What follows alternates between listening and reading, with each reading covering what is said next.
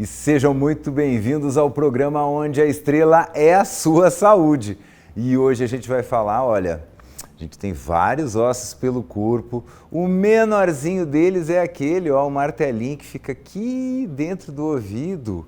E o maior deles, ó, ele começa aqui assim e vai até o seu joelho, é o tal do fêmur.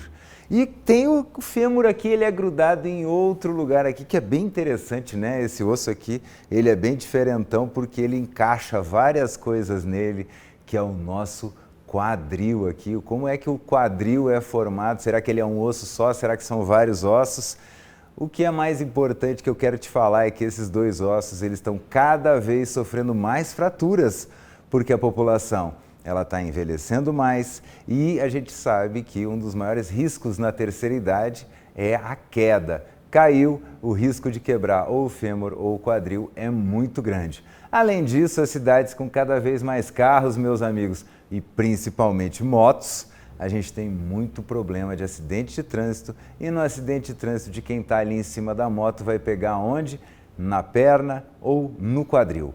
Então você vai saber tudo sobre como é que você previne quebrar esses ossos e como que são os tratamentos mais modernos para a gente realmente poder arrumar esse conjunto para ele continuar funcionando muito bem. Mas tudo isso, ó, só depois da vinheta. E já estamos aqui no estúdio com o ortopedista Gabriel Rodrigues Silva. Seja muito bem-vindo para a gente bater um papo sobre fêmur e quadril, né? Maravilha, Otávio. Eu que agradeço pelo convite. Estou muito feliz de estar aqui. Espero poder contribuir muito também. Eu até queria começar, a gente vai falar de osso, dos dois, né? Vamos falar do fêmur e do quadril, mas eu queria que o pessoal de casa tivesse um pouquinho de ideia, que a gente acha assim, o osso é o osso, né? Não é só aquela parte dura ali, né? O que compõe o osso e qual é além de segurar nosso corpo em pé, quais são as funções dele? Perfeito. Uma pergunta muito boa, tá? Hoje, quando a gente fala de osso, nós temos que entender que não é somente a estrutura óssea, envolve várias outras atitudes, outras ações. E aí é o momento que a gente vê quanto Deus é perfeito nesse quesito. Porque hoje o osso, para ele se manter, ele depende principalmente da sua vascularização. Então o osso também tem vascularização, que é fundamental. E tem todas as suas formações, as suas trabéculas ósseas, que são internas. Então, o que é trabécula? Trabéculas, trabéculas. Vocês têm cada nome lindo para cada coisa. Isso. Inclusive, é através das trabéculas ósseas que a gente avalia também o nível da possibilidade de ter osteoporose ou não. Então, as trabéculas ósseas, elas formam a composição óssea. São através das trabéculas que nós temos um bom osso, uma boa qualidade óssea.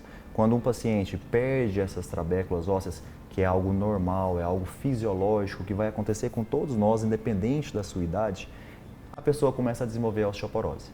Por isso que é fundamental avaliar. E aí envolve vários outros fatores, como por exemplo, a falta de atividade física, que o músculo fica mais fraco, automaticamente ele irriga menos a questão da estrutura óssea. Então existem vários fatores, alimentação, doenças sistêmicas, que devem ser investigadas também. Mas de fato, o osso não é só um osso, ele é composto por várias outras estruturas e também a junção de outras partes que fazem um bom funcionamento e uma boa durabilidade. E que a gente tem o osso diferente de por fora e por dentro, né? Por dentro ele produz, inclusive, a fábrica do nosso sangue, né? Perfeito, perfeito. Então ele é mais do que só o esqueleto que a gente chama, né? De segurar esse saco em pé. Perfeito, isso é verdade também. Hoje a estrutura óssea interna ela é muito vascularizada. E ela produz sim a medula, né? A gente, por exemplo, vai fazer uma punção de medula óssea, você vai na parte interna de uma estrutura óssea. É lógico que tem ossos que têm mais, outros que têm menos. Os ossos maiores, eles possuem essa característica maior, justamente por ter mais espaço, por ter mais essa característica de produção e também de sangue. Então isso, de fato, é uma verdade. Motivo esse que quando nós temos as fraturas, tende a ter um sangramento. Então depende muito também do osso para termos maior sangramento ou menor sangramento na sua fratura. Então, se eu vou quebrar o maior osso do corpo humano, que seria o fêmur, o que vai sair ali de dentro? Vamos dizer o seguinte, porque não é só o ossinho, a gente acha às vezes que quebrou e é dois pedacinhos de osso para um cada lado. Não, ele tem o oco ali dentro. Perfeito. O que vai vazar? Perfeito. Para paciente que tem uma fratura óssea, principalmente quando a gente fala dos ossos mais longos do corpo, como por exemplo é o fêmur, o sangramento ósseo é um sangramento gorduroso, que a gente costuma dizer. Então, quando a gente está, por exemplo, numa cirurgia, nós conseguimos identificar se é um sangramento ósseo ou se é um sangramento, por exemplo, vascular. Ah, tive uma lesão de uma veia, de uma artéria, eu consigo diferenciar tanto de veia quanto de artéria, características do sangue, quando também é de um osso, porque ele se torna mais gorduroso, justamente devido a essa produção óssea interna do osso. Qual o maior problema disso? Por que falamos que as fraturas ósseas são uma urgência? Primeiro, risco de sangramento, o paciente pode entrar em um choque volumétrico, não é mesmo? Justamente porque ele está sangrando muito, e o risco de trombose. O sangue que é gorduroso tende a formar as placas de trombos maiores do que os demais. Então ele tende a ter trombose um número maior de vezes do que um sangramento venoso, um corte qualquer. Então, de fato, faz diferença e trata-se de uma urgência. Que o sangue não é para ter aquela quantidade de gordura, então se entrou ali, pode parar em algum entroncamento ali, né? Dentro do osso ele tem que ter essa gordura sim, porque é onde ele está sendo formado. Mas, justamente, ele não deve sair dali. Do osso, ele não deve sair dali. Não era batata.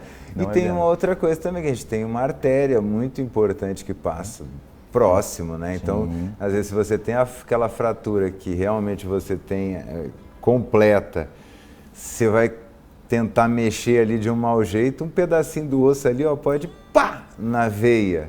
Eu já tive uma experiência, isso é até um relato meu, de uma cirurgia. Eu estava operando um paciente, uma fratura de fêmur, e que na hora que a gente foi reduzir, o osso estava realmente torto, nós que a gente foi pôr o osso no local, esse osso na redução passou na artéria femoral, a principal artéria da coxa, que vai vascularizar toda a coxa ali, e lesou.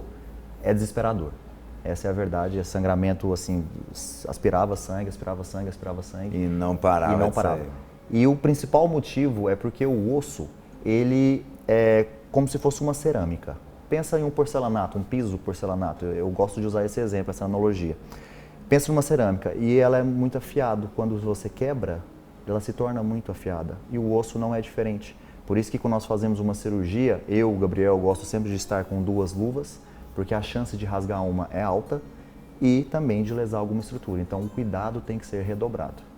Ah, eu entendo o que o senhor está falando, que eu lá em casa, eu e minha esposa, a gente tem pavor de que crianças subam em vaso sanitário. Pronto.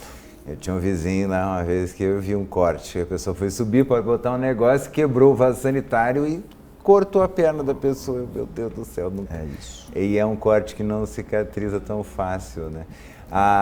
Então, e a gente tem vamos dizer o seguinte, a gente tem o fêmur grudado no quadril aqui. Perfeito. O quadril, ele é um osso que encaixa ou eles são vários ossos encaixadinhos? Deixa eu te explicar.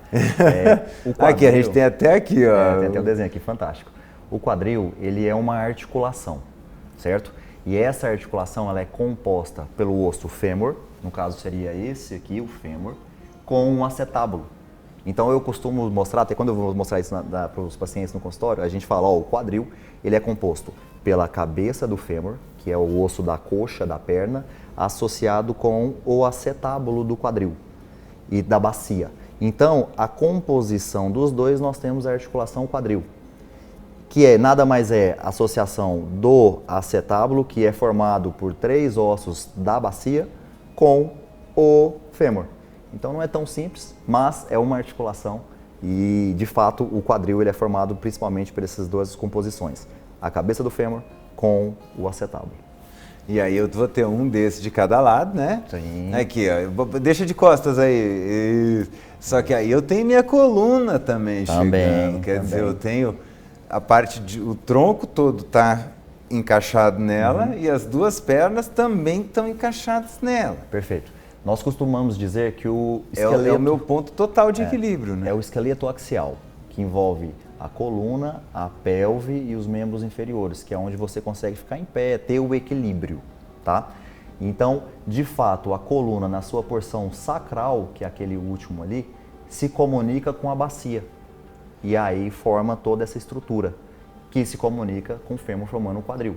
Então, se você parar para pensar, entre a coluna sacral e o osso ilíaco tem-se articulação. Pode deixar de pé aqui que eu vou até... Pode. Aqui, sacral Isso, aqui, né? Deixa eu mostrar, licença. Aí, pode ficar de pé, fica à Aqui vontade. nós temos a região sacral da coluna vertebral, tá? Que se associa ao osso ilíaco. Então aqui, a transição dos dois, nós temos uma articulação, que é a sacroiliaca. Que é esse onde a calça consegue ficar encaixada isso, aqui. na região do ilíaco, isso mesmo. É bem nessa região que é onde apoia principalmente o cinto, tá? Então nós temos uma articulação na sacroiliaca dos dois lados. Aqui na região do pubis, na frente, é uma articulação também. O pubis ele tem movimento. Ele não é colado. Não é colado. E também a outra articulação seriam os dois quadris. Então nós temos 1, 2, 3, 4, 5 articulações aqui nessa região. Nossa, é muita coisa. Fantástico. É muita coisa. O corpo humano é fantástico. E a gente judia dessa parte, né? A gente faz horrores com essa parte, porque a gente joga todo o peso em cima dela. Aqui, ó. Eu sentar para assistir televisão, eu jogo e eu dobro a minha coluna exatamente no ponto onde ela encaixa. Como é que é o sacral lá? Como é que o senhor falou? Região sacral. Você faz um movimento de báscula e acaba relaxando a coluna. Hoje, ficar em pé, aí eu costumo dizer que quem está em pé sobrecarrega a coluna, por exemplo, 1x, ou seja, o seu peso. Sentou, até 3 vezes mais a sua coluna está sendo sobrecarregada. Então, ficar muito tempo sentado não é o ideal, isso eu falo para todos os pacientes, mesmo quem trabalha sentado. Uma vez a cada 1 hora levantar, 10, 15 minutinhos, faz um alongamento se possível, vai no banheiro, toma uma água, justamente para você sair dessa posição. Sentado 3 vezes mais e quem está correndo ou saltando até 10 vezes mais. Então, é algo a se pensar também. E a coluna sofre. E acaba que nós não temos o costume de fazer a prevenção. Nós costumamos dizer que somos os bombeiros, né? Você apaga incêndio. Então você espera o fogo começar para você poder apagar. E não deveria ser assim. Eu costumo dizer, eu falo isso nas redes sociais, para todos os pacientes, que o melhor tratamento sempre será a prevenção. Então, se possível, a prevenção sempre será a melhor opção. E uma das formas é levantando. Movimentando. Movimente-se. Movimente-se. Então, esse movimento aqui das pernas, né, vai trabalhar a cabeça do fêmur aqui dentro do quadril, vai dar aquela ajeitada na gente, Justamente, justamente. Músculo é fundamental para todo ser humano. Todos nós vamos perdendo músculo com o passar dos anos. Em idoso, esse processo é ainda mais acelerado, principalmente devido à sarcopenia, que é essa perda acelerada de massa muscular, e o músculo protege as articulações. Então, músculo bom, articulação protegida. Então além, o senhor falou 2 coisas em relação ao músculo que são interessantes. Vamos lá. Primeiro, aumenta a questão da irrigação óssea. Perfeito. Quanto mais músculo você tem, mais irrigação você tem perto do osso. Perfeito. E quanto mais músculo, melhor a articulação. Maior proteção para a articulação. Toda e qualquer articulação do corpo, seja um ombro, um cotovelo, punho, quadril, coluna, entre as vértebras são articulares também. Então, todas as articulações existem os músculos interarticulares. São os músculos que envolvem a articulação. Então, se você fortalece esse grupo muscular, você automaticamente tende a descomprimir e estabilizar as articulações. No quadril não é diferente. Quando eu peço para um paciente fortalecer o core, que seria os músculos do abdômen, da coluna lombar, do períneo e da coxa, o paciente acaba estabilizando e descomprimindo o quadril. Ele tende a evitar ter lesões, desgaste, como por exemplo a artrose de quadril, que é muito comentada. E também para os pacientes, quando eu opero, faço a prótese de quadril, eu peço também para fortalecer, justamente para que essa prótese dure mais tempo. Todo material ortopédico tem tempo de vida útil, então ele tende a desgastar com o tempo. É esperado, é natural. Quanto melhor os cuidados, a tendência é durar mais tempo. E do que é feito um substituto de... Maravilha, boa pergunta. Isso é interessante. Isso aí. Hoje vamos falar da minha área. Eu sou ortopedista com ênfase em cirurgia do quadril. A principal cirurgia hoje que nós fazemos é a artroplastia total de quadril, que nada mais é do que a prótese de quadril. Mas como é que é? Não, peraí, como é que é o nome mais bonito? Eu gosto desse nome bonito. Ela é uma artroplastia total de quadril. Boa. Ou seja, nós vamos mexer no fêmur e no acetábulo. E vamos colocar os componentes femoral, componente acetabular e os que vão comunicá-los, que é a tribologia. Nós chamamos de par tribológico. O metal, hoje a melhor liga metálica para as próteses é o titânio.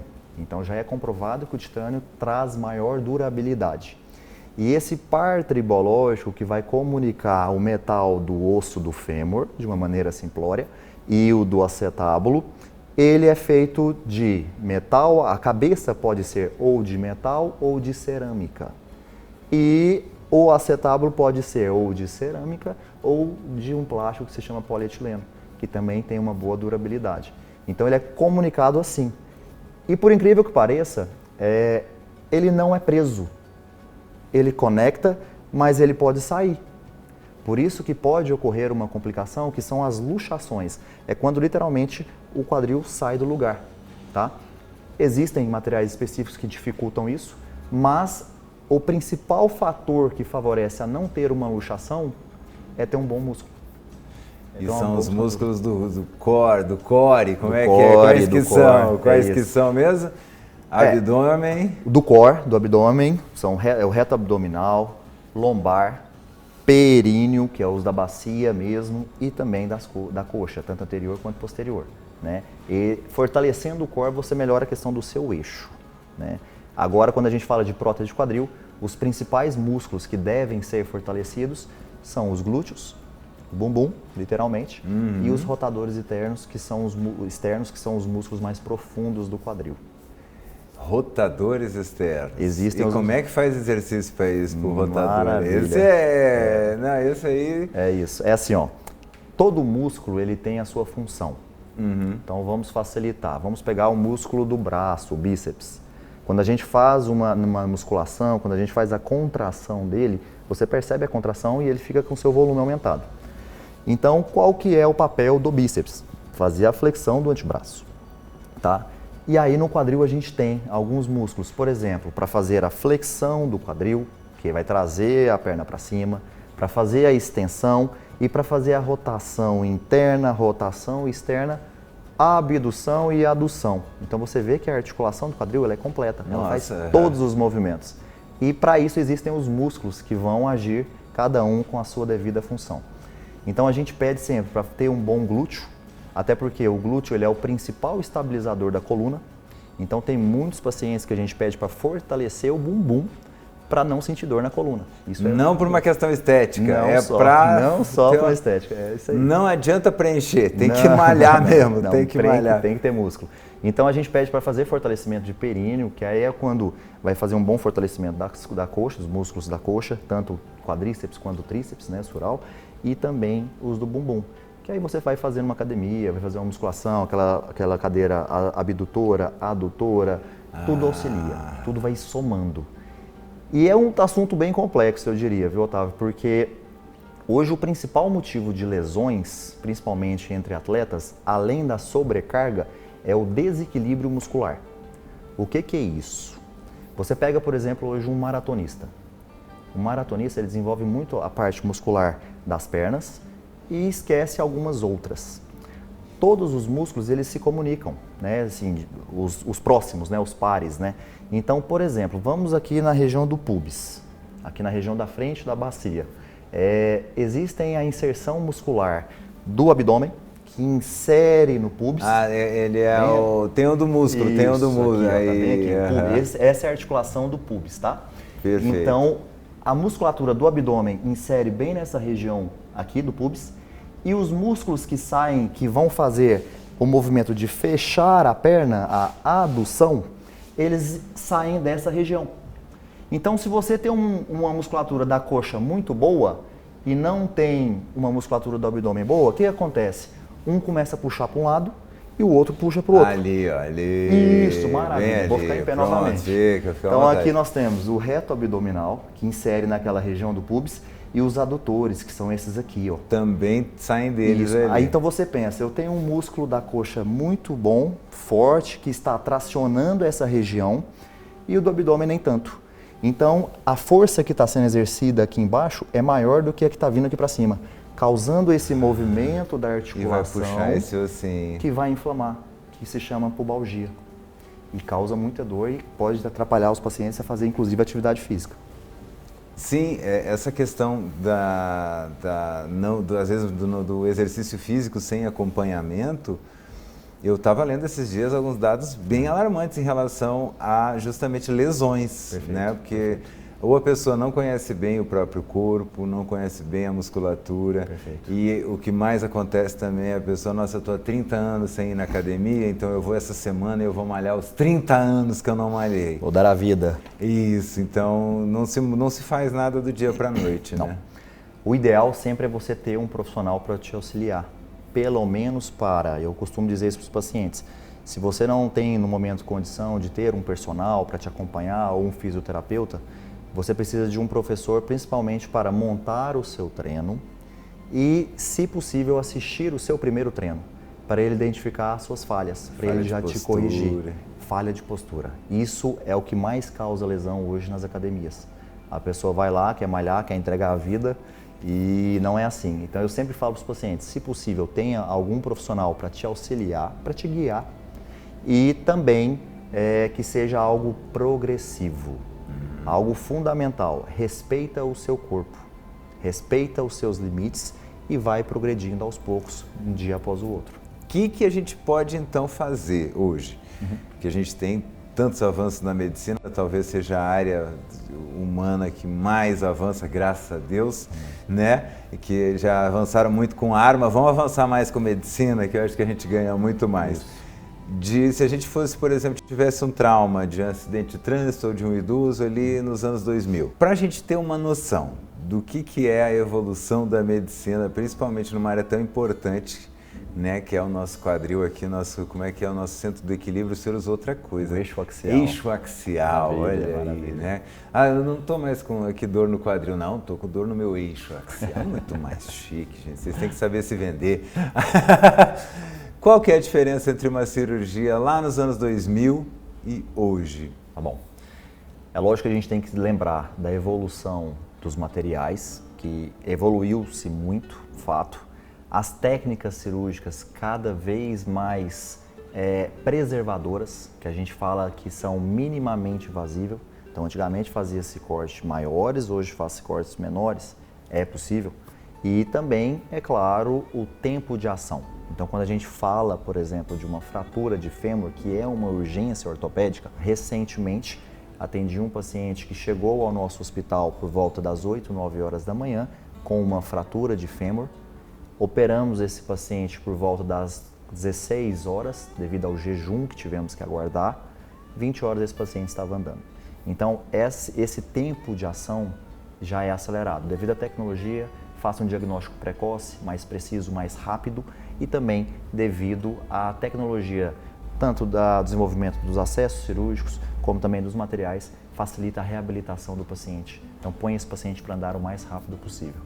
Ou seja, antigamente, além do quebrado, digamos assim, o lesionado, você ainda tinha que se recuperar da sua lesão e mais do corte, da cirurgia, ou seja, do machucado que a cirurgia fazia. Perfeito. Hoje, com os furinhos ali, bem mais rápido, tudo menos certo. Invasivo, menor sangramento, recuperação mais rápida do paciente, literalmente. E por que ele precisa? O cara que acabou de quebrar o osso, vocês botaram o cara a andar, por quê? Assim, já no mesmo dia? Por que precisa fazer? Que maldade? É isso. Vamos lá, esse é um assunto bem interessante, bem polêmico. É lógico que tudo depende das condições do paciente. O paciente tem que ter condição também. E a cirurgia também tem que ter sido bem sucedida. Vou dar o exemplo, meu principal exemplo, que eu faço a cirurgia de prótese de quadril, da artroplastia total de quadril. E que antigamente, quando se fazia a cirurgia, deixava o paciente deitado 1, 2, até 3 dias, de preferência imobilizado, com as pernas imobilizadas, amarradas mesmo, para ele não movimentar. Hoje, paciente que eu opero, por exemplo, no período da manhã, cirurgia bem sucedida, com 6 horas ele irá andar. Eu ponho ele para andar no período da tarde. Principal motivo hoje, quando a gente coloca um paciente em pé, principalmente pacientes idosos, paciente deitado, idoso deitado, aumenta o risco de ter pneumonia, aumenta o risco de ter trombose e também de nós costumamos dizer na medicina que o paciente, principalmente idoso, ele tende a ir afundando, vai piorando o seu estado clínico, principalmente em idosos. Então, quanto antes nós movimentarmos esses pacientes, nós diminuímos esses riscos. Então, é fundamental, inclusive para a perda muscular. Músculo que não movimenta entre 6 e até 8 horas começa a morrer. Então, você começa a perder músculo quando você fica muito tempo parado. Por isso, queremos que esse paciente ande, queremos que esse paciente movimente o mais rápido possível. Então vai ser bom para ele. Vai ser muito bom para ele. Vai ser muito bom. E a diferença de recuperação entre um paciente bem nutrido, aquela pessoa que come todos os grupos alimentares, como a gente fala, né? E o cara que vive no miojo, no fast food, que está sempre correndo, tem diferença? Tem muita. Igual comentamos, existe o obeso desnutrido. Não é porque ele está grande, volumetricamente falando, que ele esteja nutrido. Não. Um paciente que tem uma boa nutrição, que tem uma boa qualidade de massa muscular, e isso a alimentação é fundamental, ele tende a se recuperar mais rápido. Ele tende a ter força. Então, isso é importantíssimo. Você ter uma boa nutrição, sem falar no processo de cicatrização. Paciente desnutrido aumenta o risco de não cicatrização, aumenta o risco de infecção. É aquela ferida que não fecha, aquela ferida que vai infeccionar e que pode dar outros transtornos também. Então, exemplo, um paciente que tem baixa ingesta de proteína. Esse paciente é um sério candidato que nós temos que ter o dobro de atenção quanto à cicatrização da ferida dele, porque vai ser um processo mais lento, mais dificultado por falta de proteína. O pessoal agora está na moda do Ozempic e do Mounjaro, né? E eu vi que ele tem algumas, né, reações no corpo. Perfeito. Tô tomando Mounjaro, quebrei o quadril, posso fazer a cirurgia? Se for uma fratura, sim. Trata-se de uma urgência. Cirurgias eletivas, como por exemplo a prótese de quadril, o paciente que faz uso de Mounjaro deve se esperar 21 dias. Já tem novos protocolos que falam em 2 semanas, mas hoje no Brasil ainda o CRM pede 3 semanas, devido a algumas complicações. Complicações cardiológicas, complicações com anestesia e também com a recuperação desse paciente. Então, assim, tem que ser muito sincero, isso acontece muito, o paciente às vezes nega ou omite, né, e pode ter problemas graves. Por isso que todos os anestesistas, quando vão anestesiar os pacientes, gostam de fazer a consulta pré-anestésica, que a gente fala, onde ele vai questionar se o paciente tem algumas doenças e se faz uso de algumas medicações, entre elas o Mounjaro. E tem que falar a verdade, tem que ser sincero. Tem que falar, porque corre risco de vida, inclusive. Infelizmente a nossa entrevista voou, mas eu queria que o senhor deixasse um recadinho para o pessoal que está lá em casa, deixasse seu Instagram também, para quem quer te seguir. Tá? Muito obrigado. Obrigado pela oportunidade. Pessoal, então, meu nome é Gabriel, as redes sociais eu até deixo aqui, o Instagram eu gosto muito também, é Dr. Gabriel R. Silva, onde lá eu trago mais sobre prótese de quadril, sobre artrose, principalmente questão de idoso, e falamos muito sobre prevenção. Afinal de contas, como eu bem citei aqui, a minha concepção é que todos nós merecemos ter uma excelente qualidade de vida e a melhor maneira de se tratar sempre será prevenindo. E é isso aí, com essas dicas a gente se despede. Até o próximo programa e um grande beijo.